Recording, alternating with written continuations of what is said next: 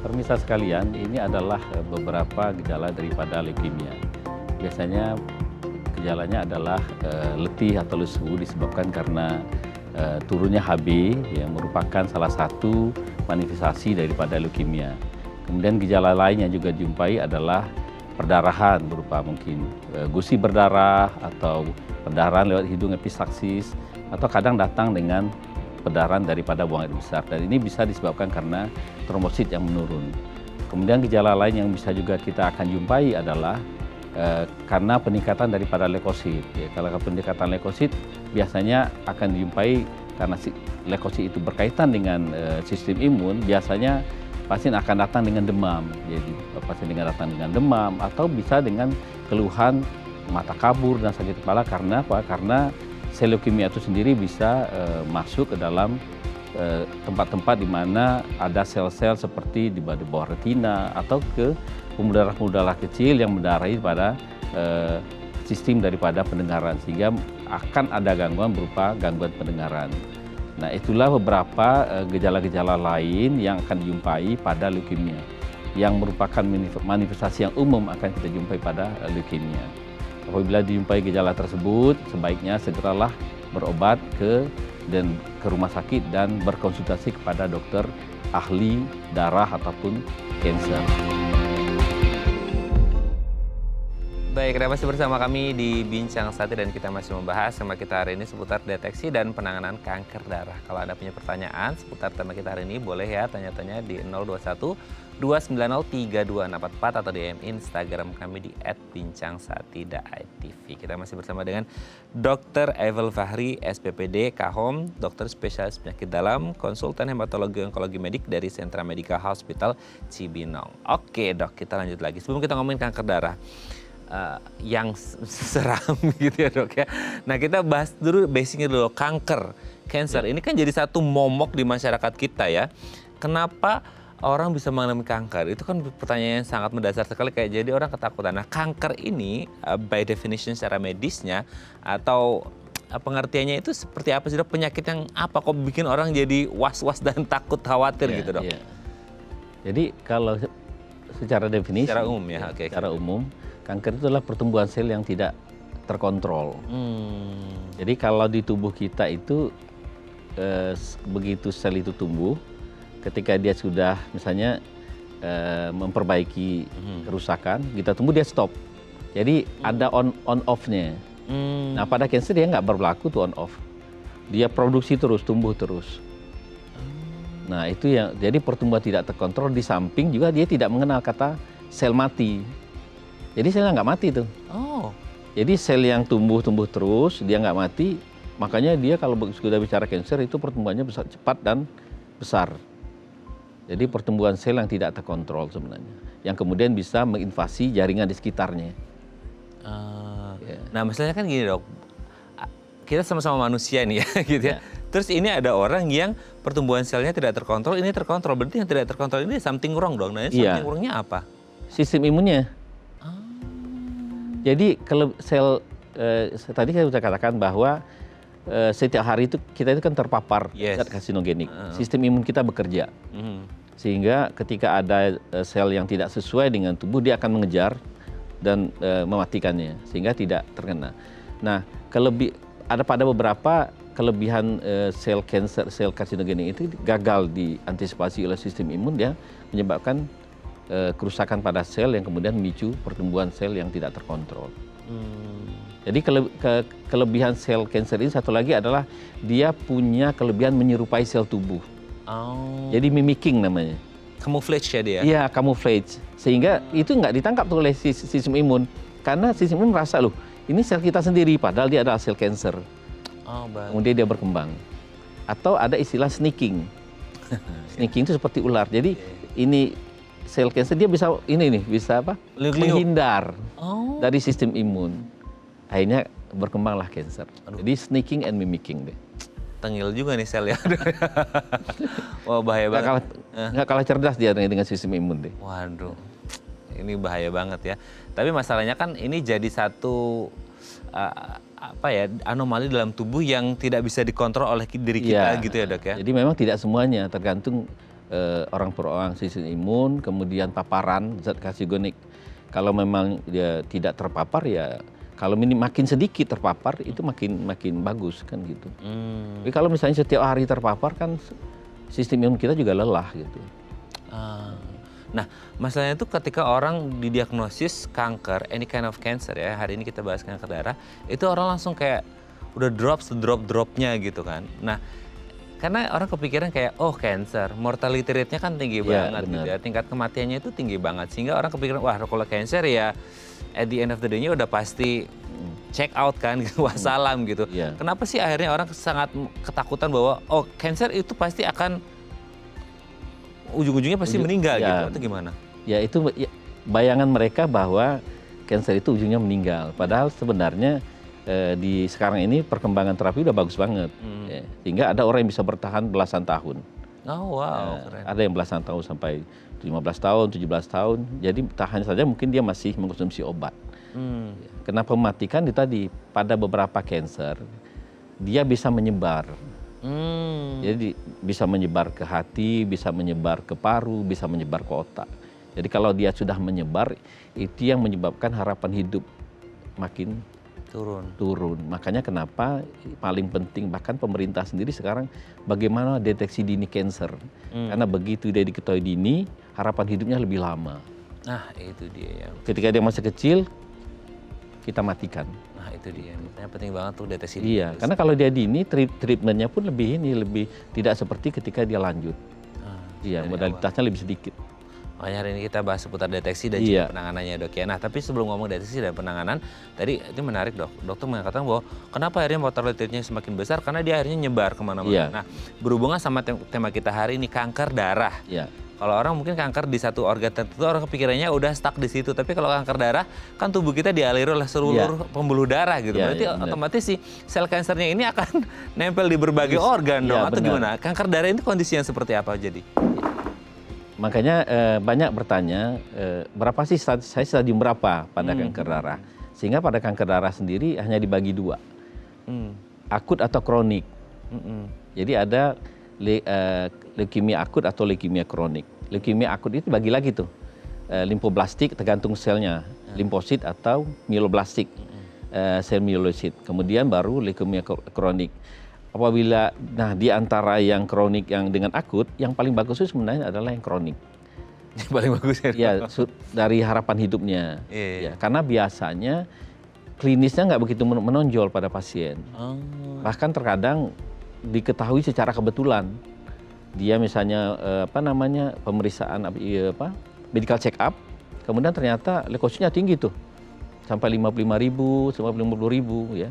Kemudian diperiksa, ternyata menderita leukemia. Tapi belum ada gejala sama sekali. Beda kalau dia akut.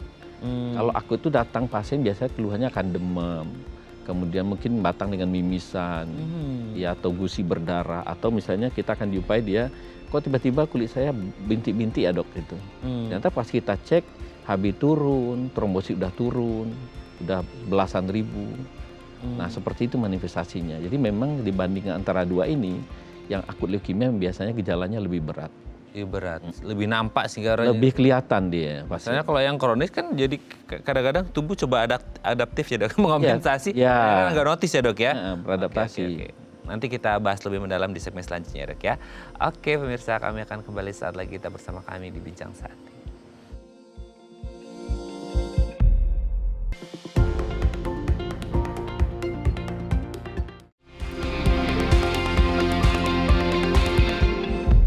Baik, masih bersama kami di Bincang Sati dan kita masih membahas tema kita hari ini seputar deteksi dari dini dan juga penanganan dari kanker darah. Kalau Anda punya pertanyaan seputar tema kita hari ini, boleh ya tanya-tanya di 021 290 3244 atau DM Instagram kami di @bincangSati.tv. Kita masih bersama dengan Dr. Eiffel Fahri, SPPD Kahom, dokter spesialis penyakit dalam, konsultan hematologi onkologi medik dari Sentra Medica Hospital Cibinong. Oke dok, kita lanjut lagi. Dok, ini menarik ya, kadang-kadang tuh kalau kita, tadi Dr. Eiffel menyampaikan bahwa ini yang kronis, ini yang akut. Nah, secara umum tidak hanya kanker darah, maksudnya beberapa penyakit yang lain tuh kalau kita ngomongin kronis dan akut itu kadang-kadang yang kronis itu dia nyaru ya dok ya, atau bias gitu. Jadi orang tuh nggak notice bahwa oh ini tuh gejala penyakit tertentu. Bahkan tadi waktu break juga dokter Eva menyampaikan ada ternyata pasien yang nggak sengaja tahu oh ternyata kondisinya seperti ini gitu ya.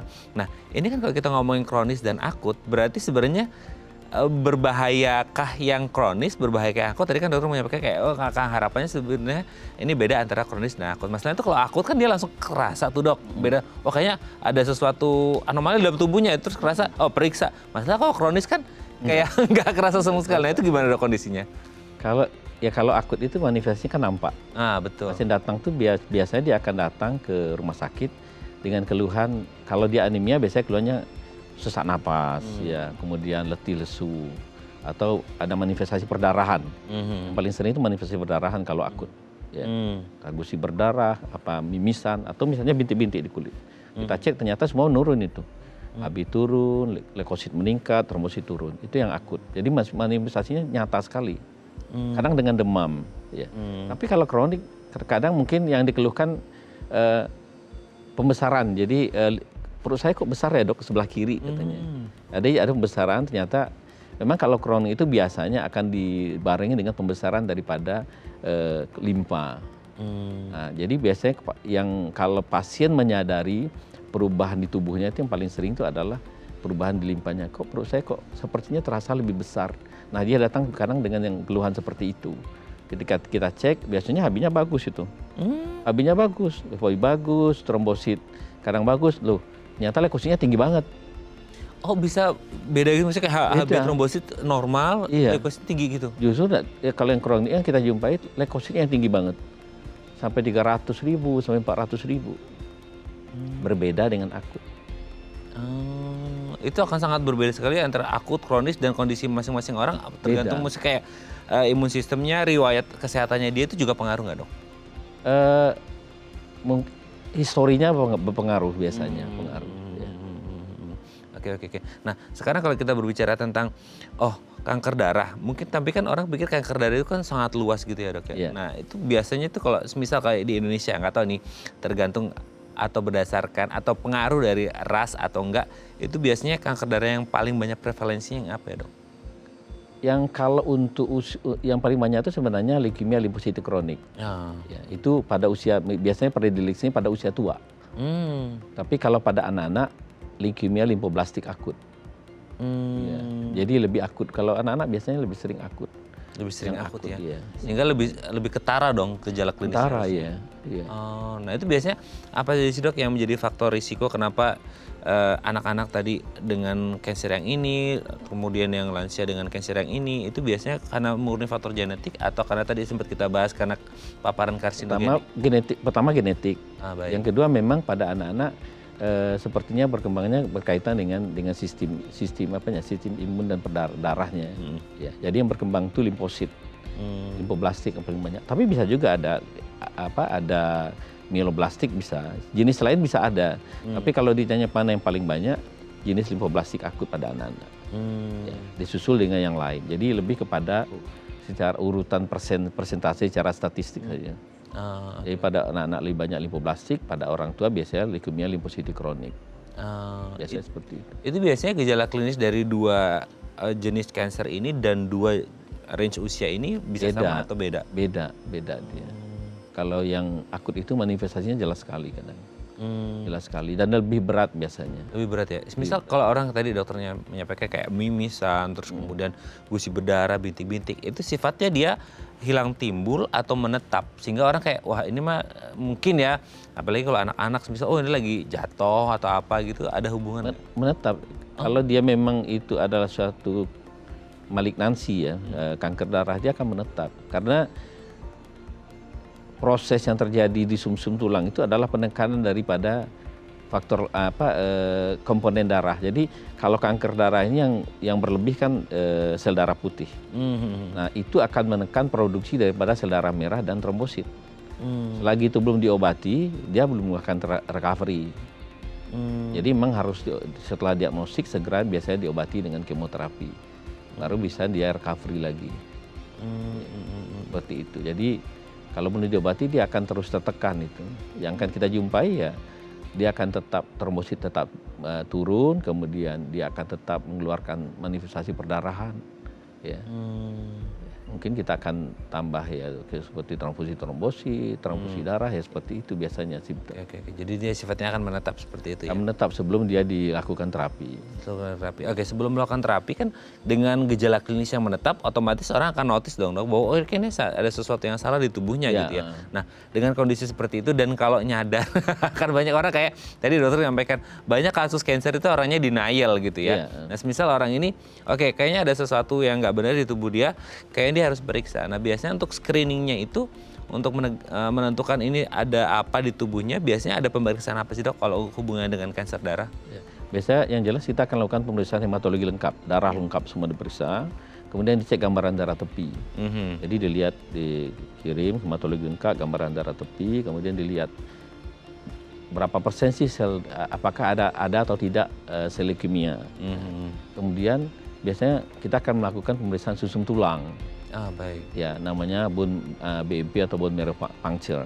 Jadi kita mengambil biasanya produksi daripada sel darah ya, semua komponen darah itu biasanya di tulang sternum sini atau di tulang panggul.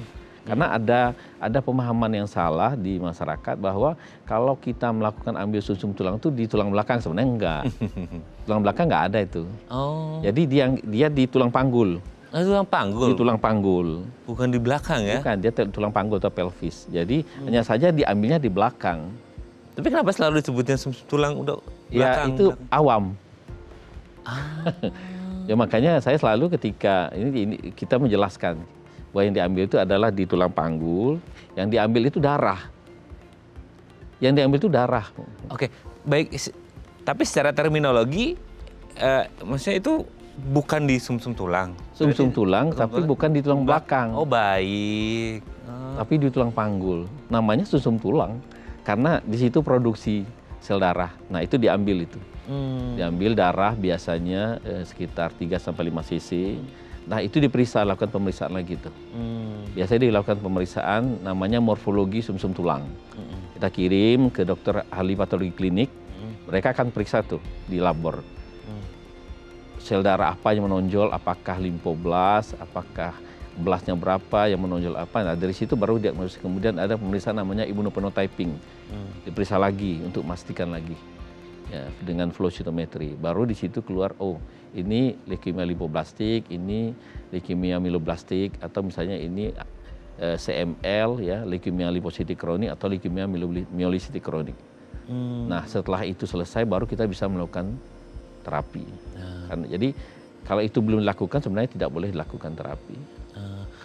Masalahnya itu kadang untuk memeriksakan ini, untuk screening atau deteksi dini ini, orang perlu nunggu ada keluhan dulu nggak sih dok? Atau kayak mungkin dia ada annual check gitu yang untuk nanti kelihatan nih gitu, atau baru ada keluhan atau gejala baru periksa, atau tanpa ada gejala pun sebenarnya kalau kita periksa bisa kedetek atau gimana? Boleh. Ada baiknya memang annual gitu ya. Cek ini aja darah. HB ya, cek hematologi lengkap namanya kan. Kalau sekarang kan fasilitas pemeriksaan darah itu sudah banyak di mana-mana. Jadi memang yang kalau kita lihat kan dari program pemerintah baru pemeriksaan deteksi dini kanker payudara, tapi leukemia darah, leukemia sebenarnya tidak masalah. Annual kita pengen lihat nih, habis saya normal nggak gitu, atau saya trombosit saya gimana kan? Itu hanya semacam apa ya, saya ingin tahu seperti apa kesehatan saya pada tahun ini. Nah, jadi nggak apa-apa annual. Ya, itu termasuk sebenarnya itu termasuk pemeriksaan sederhana. Sederhana ya? Iya, hematologi lengkap sudah selesai. Bisa nggak sih dok, misal tahun ini kita cek annual kita fine-fine aja, terus tahun depan setahun lagi bisa kedetek? Bisa. Hari ini kita bagus, tahun depan kita, saya kok jadi anemia, leukosit meningkat, itu bisa. Oke. Pertumbuhannya dalam setahun itu. Iya, benar. Oke. Tapi itu sebenarnya tumpukan dari masa-masa lalu gitu ya, dok. Akhirnya muncul pas annual check tahun depan gitu ya. Oke dok, nanti kita lanjut lagi ya di segmen selanjutnya ya. Oke pemirsa, kami akan kembali saat lagi tetap bersama kami di Bincang Sehati.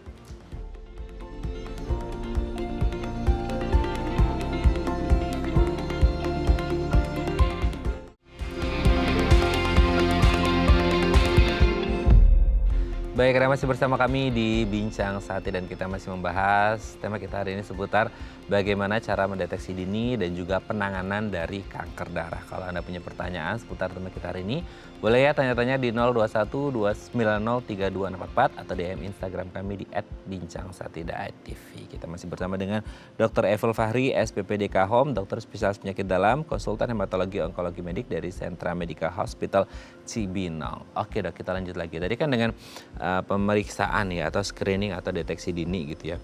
Nah setelah pemeriksaan gitu ya. Nah untuk menegakkan diagnosis hanya berbatas pada pemeriksaan itu atau mungkin ada pemeriksaan lanjutan untuk benar-benar menegakkan diagnosis bahwa ini adalah darah atau sebatas itu aja sudah bisa ditegakkan diagnosis. Sebatas saya cukup. Jadi pemeriksaan hematologi lengkap, kemudian pemeriksaan sumsum tulang ya. Itu pun biasanya morfologi sumsum tulang dan immunophenotyping untuk menentukan jenisnya. Karena berbeda jenis, berbeda treatmentnya. Oh, baik. Iya, itu cukup sebenarnya. Cukup ya. Iya. Karena berbeda jenis, berbeda treatmentnya. Nah, Iya. masalahnya tuh gini, kadang ketika sudah dilakukan screening dan ditegakkan diagnosis, tadi dokter Evel menyampaikan bahwa banyak orang yang denial atau dok nanti deh. Ya. Tubuh saya kayaknya belum ngerasain apa-apa kok gitu ya. Jadi akhirnya kayak di nanti sesok bahasa Jawanya gitu ya. Nanti gitu. Nah, apa dok worst skenario-nya atau mungkin komplikasi yang terjadi ketika ini terjadi pembiaran atau telat penanganan dari si kanker darah ini sendiri? Karena kan kalau kita lihat kanker darah kan mengalir ke seluruh tubuh. Mungkin akhirnya ini berkembang dan akhirnya menyebar ke berbagai organ dan akhirnya ya akan sangat fatal gitu. Bisa, jadi dia karena kita tahu berbeda dari kanker yang solid ya. Kalau kanker darah tentu dia di sirkulasi darah dia masuk semua. Sehingga terkadang kalau pasien bisa datang saja tiba-tiba mata saya kok kabur ya. Karena ternyata sel leukemia itu bisa juga tuh. Dia masuk di bawah retina. Jadi mata saya kabur. Ternyata setelah kita konsul dokter mata ada perdarahan tuh. Ada seperti itu. Jadi dia bisa masuk kemana saja. Nah itu nyerangnya di titik mana itu akan sangat random ya dok? Ya sangat random dia, sangat random. Atau misalnya tiba-tiba telinganya agak tuli, ya tergantung. Karena kalau misalnya, karena yang pasti dia akan kebanyakan kan kalau dia bicara leukemia, sel darah putihnya meningkat itu. Betul. Jadi bayangkan dia ukuran sel darah pembuluh darah yang sebegini, kemudian diisi oleh sel leukemia yang dengan ukuran yang besar. Itu bisa menyebabkan juga semacam sumbatan gitu. Nah bisa kalau sumbatannya di telinga dia agak bisa tuli. Kalau di mata bisa juga buta seperti itu. Jadi kalau misalnya terlambat dia akan datang lagi biasanya dengan manifestasi yang lebih berat. Biasanya seperti itu. Kalau misalnya kita diagnosa ini seperti ke akut leukemia. Kalau dia misalnya menolak untuk diagnosis lebih lanjut, biasanya datang nanti misalnya dengan HB yang lebih rendah, trombosit yang rendah sekali, udah datang dengan perdarahan yang menonjol, yang bukan hanya dengan bintik-bintik lagi, mungkin yang mengalir ya, atau misalnya kadang bisa kita jumpai dengan batuk darah atau muntah darah, seperti itu, karena trombositnya rendah sekali, gitu. Sangat mengerikan Jadi, ya. Oke dok, sebelum lanjut ini ada DM, ada yang tanya lewat DM Instagram kita dok. Saya agak miring dulu nih. Oke, ini dari Bu Selin ya. Dok, mama saya ada kanker darah dan saya sendiri leukemia. Wow. Oke, ini turunan banget nih dok ya. Belakangan itu berat badan saya mulai turun padahal makannya biasa. Apa penyebabnya, gimana cara ngatasinya? Oh ini penurunan berat badan dok, padahal makannya biasa, nggak ada yang dikurangin. Apakah selalu berpengaruh pada penurunan berat badan dok? Iya, jadi salah satu gejala daripada kanker itu adalah penurunan berat badan yang terkadang sampai 10% dari berat badan tubuh. Jadi kalau misalnya sampai 5-10 kilogram. Ya. Jadi kalau misalnya kita sudah terdiagnosis kanker, kemudian berat badan juga tambah turun, kita harus waspada. Kenapa? Bisa saja dia relapse, kambuh. Kambuh. Jadi kanker ini bisa kambuh. Dia bisa, kalau istilah kita, remisi. Remisi itu artinya dia ditekan, dia tidak muncul lagi, tapi oleh obat ditekan. Tapi kemudian dia bisa muncul lagi, relapse namanya, kambuh. Jadi kalau misalnya klinisnya tiba-tiba berat badan, ya kita tidak salah kita cek lagi ulang semua. Dicek lagi ulang prosedur yang awal. Ya. Hematologi lengkap, gambaran darah tepi, hitung jenis. beberapa bisa dilakukan lagi tuh BMP, diperiksa Itu lagi. biasanya terjadi penurunan berat badan itu di masa remisi itu atau gimana? Relapse, kalau dia kambuh. Oh, kalau dia kambuh. Kalau dia sudah remisi, pasien sehat lagi itu. Hmm, Dia makan normal, seperti orang normal. Kalau remisi, artinya kan remisi, complete remission. Artinya sudah selesai itu. Tidak dijumpai lagi di sumsum tulang, sel darahnya sudah normal, juga di darah tepi. Jadi dia sudah seperti orang normal. Jadi dia tidak beraktivitas seperti biasa. Gitu. Berarti kalau case seperti ini, misal dia relapse itu biasanya pemicunya apa ya, Dok? Itu yang saya katakan tadi, yang dia kelebihan sel cancer itu punya, dia sudah diobati, dia nanti menyerupai lagi nih. Gagal lagi, ya, Dok? bandel lagi dia, menyerupai lagi dia nih, menyerupai. Itu yang saya bilang mimicking atau sneaking. Dia ngelak tuh dari sistem imun. Jadi kalau misalnya ada remisi, dia muncul, sistem imun bekerja tuh. Ini satu nih, dihajarnya tuh. Nah, mimicking dan sneaking itu sendiri dia munculnya for no reason aja, kayak ya udah. Iya, dia sel cancer terus berusaha untuk muncul. Iya, karena ada kita kan sudah ada nih, dia akan muncul. Ketika dia muncul dihajar resistensi imun, dia akan kembali muncul lagi, tapi dengan cara. Jadi itu saya bilang dia cerdas. Akhirnya sampai luput dari sistem imun yang ada, kambuh lagi.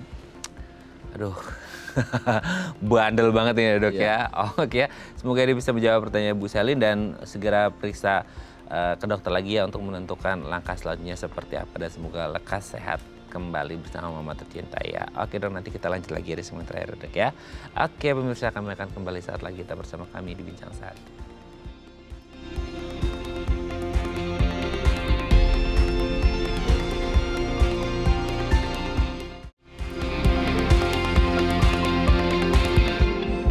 Baik, kita masih bersama kami di Bincang Sehat dan kita masih membahas sama kita hari ini seputar deteksi dini dan juga bagaimana penanganan dari kanker darah. Kita masih bersama dengan Dr. Evel Fahri, SPPD Kahom, dokter spesialis penyakit dalam, konsultan hematologi onkologi medik dari Sentra Medical Hospital Cibinong. Oke, Dok, setelah penegakan diagnosis bahwa ini penyakit ini dan lain sebagainya, nah biasanya selanjutnya untuk pengobatannya, treatmentnya, itu dia berdasarkan jenis penyakitnya, misal untuk yang kronis beda, yang akut beda, jenis ini, jenis itu, biasanya penentuan treatment atau tindakannya itu seperti apa, Dok? Biasanya tergantung jenisnya. Ya. Kalau misalnya dia leukemia mieloblastik akut, dia akan kemoterapi. Kemoterapinya biasanya ya lewat infus. Infus sama leukemia limfoblastik yang akut biasanya kemoterapi lewat infus. Nah, kalau yang agak berbeda tuh yang leukemia myelocytic kronik atau granulocytic kronik. Itu memang sudah ada treatment yang sel target dia sebenarnya. Dia terapi target, memang dia menyasar hanya sel cancer saja. Jadi sel yang normal tidak. Tapi kalau yang kemoterapi, baik sel normal maupun sel cancer dia akan terdampak. Tapi kalau yang target itu hanya sel normal. Dan memang kalau kita lihat sangat berkembang itu memang pada terapi leukemia granulocytic kronik. Ya, lebih minimal biasanya juga bisa diminum dan pasien ya tidak ada masalah, bisa aktivitas gitu. Tapi kalau yang akut biasanya harus mau tidak mau di kemoterapi, kemudian secara rutin ada protokolnya yang diikuti, kemudian sampai tercapai remisi. Biasa seperti itu. Dan biasanya dirawat. Masalahnya itu kadang-kadang mau periksa aja udah untung-untungan ya, Dok, ya gitu ya. Menerima kenyataan dengan ditegakkan diagnosis cancer aja itu udah satu challenge tersendiri. Nah, selanjutnya untuk pengobatan tuh kadang-kadang orang, Dok, saya takut di kemo, boleh nggak sih cuma medikamentos aja, minum obat oral aja? Atau secara, mungkin ada yang bilang kayak, Dok, bisa nggak konservatif dulu? Itu tergantung gradingnya nggak? Kalau misalnya kayak konservatif nggak harus kemo dulu, itu bisa nggak, Dok? Atau gimana? Nggak bisa. Jadi memang yang paling penting itu adalah menjelaskan kepada pasien tentang penyakitnya secara secara gamblang ya. Misalnya kita harus menjelaskan. Jadi beberapa yang kasus yang kita jumpai, kalau bisa pasiennya jangan tahu ya, nggak mungkin. Karena yang pasiennya kan kita obati. Iya, betul. Sehingga kita harus memberitahu ya. Keluarga harus tahu nih bahwa pengobatannya seperti ini, misalnya berapa siklus, ini yang akan dilakukan. Kemudian biasanya side effect-nya begini, ya, bahwa yang timbul apakah bukan kalau misalnya trombosit rendah kita transfusi, kita tambah, HB rendah kita transfusi, Seperti itu. Yang penting itu menjelaskan kepada pasien apapun pertanyaannya kita harus jawab. Sehingga dia paham bahwa oh ini loh penyakit saya itu seperti ini, kemudian pengobatan yang harus saya jalani seperti ini, kemudian komplikasi juga seperti ini. Jadi dia tahu tuh. Jadi dia sudah mempersiapkan diri secara mental dan fisik baik pasien maupun keluarga dengan pengobatan yang akan kita berikan. Berbatas sampai di kemo aja atau mungkin ada kayak tindakan yang lain seperti kayak transplant sumsum tulang atau? Iya bisa, transplant sumsum tulang bisa juga. Tapi biasanya kan ada juga misalnya pada usia 18 sampai 55, umur 55 gitu. Biasanya bisa transplant. Ya itu kembali lagi tentang kecocokan tadi. Jadi pilihannya bisa transplant. Nah itu antara kemo atau transplant itu biasanya memang harus seperti itu atau pilihan yang bisa dipilih oleh pasien atau biasanya memang kemo dulu. Ah baik. Karena kalau untuk mentransplant kita harus menghapus dulu nih selnya. Menolkan dulu yang di sumsum tulang karena kan sumber daripada keganasan itu di sumsum tulang. Kita harus kemo dulu tuh, menghabiskan dulu yang di kalau diambil tulang. Masih ada selnya percuma. Iya, percuma saja kalau misalnya sel kanker masih ada di sumsum tulang si pasien, resipien, kemudian kita tambah dari donor kan berarti masih ada. Jadi ibaratnya dikosongkan dulu tuh. Betul, di-clearkan. Di-clearkan, sudah bersih. Makanya biasanya itu transplantasi itu prosedur yang memang harus harus ruang steril, sangat steril gitu. Karena begitu kita putuskan transplant, kemudian dibersihkan, itu kan pasien sangat rentan infeksi. Nah, jadi memang dinolkan, tidak ada, kemudian baru ditambahkan yang donor tadi dengan sel baru. Jadi sel yang sebenarnya tidak mengandung sel kanker, karena yang tubuh penerima kan sudah kita bersihkan tuh dengan kemoterapi. Biasa seperti itu prosedurnya. Apakah bisa full recover dok kalau kita ngomong kanker darah? Recovery, tapi kita bicara lagi itu, dia bisa saja kambuh, bisa kambuh lagi. Oke. Bisa kambuh, dia bisa relapse.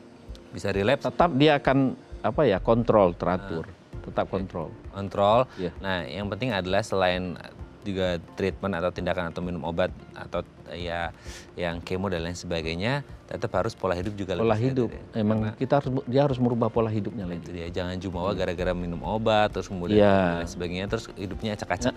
Jadi dengan saya sudah minum obat nih, saya bisa hidup seperti kemarin, nggak bisa. Nggak bisa sabar teuing ya. Jadi memang harus mengatur lagi nih. Oke, jadi harus disiplin ya. Oke, terima kasih Dr. Evel hari ini menjadi catatan kita bersama. Ketika orang mengalami kanker darah apapun jenisnya, tetap harus patuh pada obat, pada pengobatan dan juga pola hidup yang jauh lebih sehat. Terima kasih dok. Sehat terus. Salam untuk keluarga di rumah dan teman-teman di Sentra Medika Hospital Cibinong. Selamat pagi dok. Ya. Oke pemirsa, itu tadi perbincangan kita dengan Dr. Evel. Semoga bermanfaat ya. Dan jangan lupa untuk terus menyaksikan konten-konten inspiratif kami di platform The iPlus. Saya Raden Marlia Somit. Sampai jumpa dan selamat kembali beraktivitas di hari Senin yang indah ini. Sekali lagi selamat tahun baru 2026. Semoga kita semua diberikan kesehatan, kebahagiaan dan kesuksesan. Sampai jumpa.